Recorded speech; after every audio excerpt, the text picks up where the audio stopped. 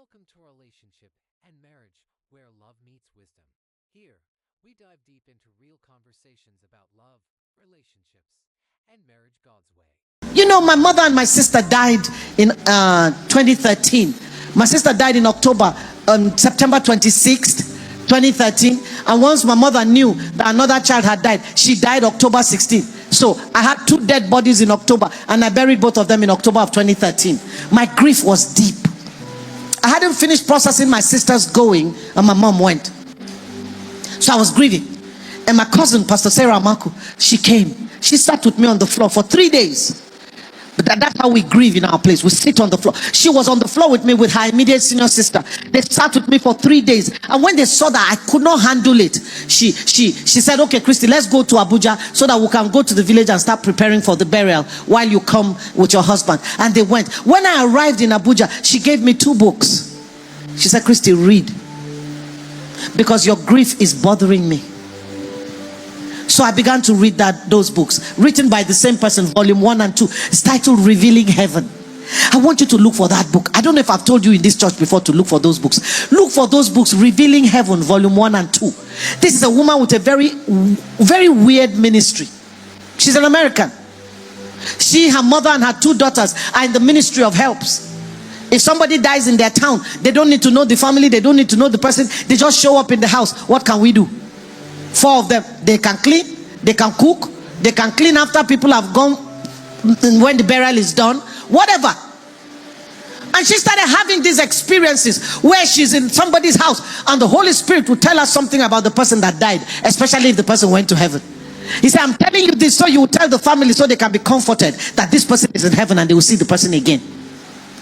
And this woman begins to tell story after story of different families that God helped her to bring comfort to, because she saw their dead one in heaven. But beyond that, this woman begins to talk about heaven itself. Let me tell you what those books did for me. They shifted my value system.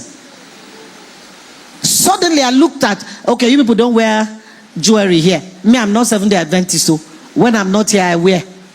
And because of you people that I did not wear today. It's because of Abuki say, we don't wear. I say, I will not wear. Because wearing or not wearing does not change anything.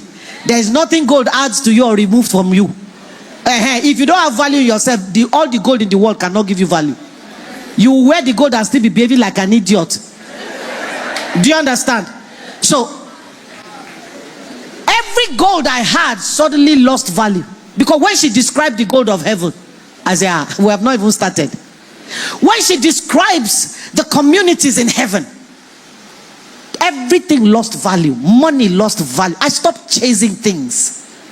I found my desires shifted just by reading those books and seeing what she describes heaven as. Instead, my biggest aim, my biggest vision became, I must make this heaven. No, I cannot miss heaven.